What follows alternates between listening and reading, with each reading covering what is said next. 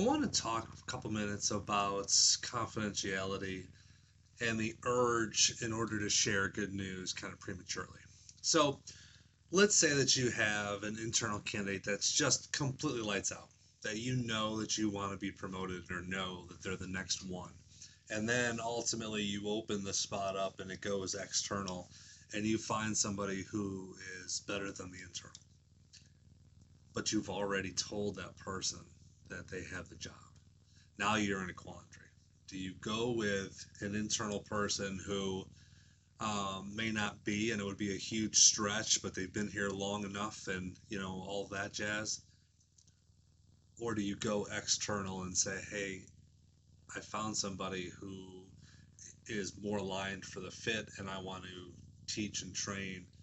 All of that stuff could be avoided, and the morale dump and that person potentially leaving because they're angry, all of that could have stopped by you just keeping your mouth shut.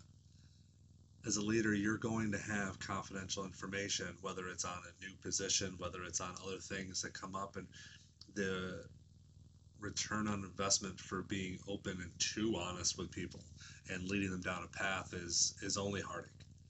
So when it comes down to it, as a leader, you have to understand at the end of the day, your job is to make sure that the business is running smooth, and you do that through making sure that if you can communicate, you do, but you got to own up to the mistakes.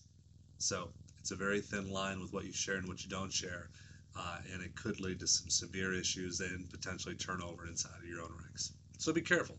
If you have great information or confidential information, you may want to keep it confidential for a reason. Be a leader.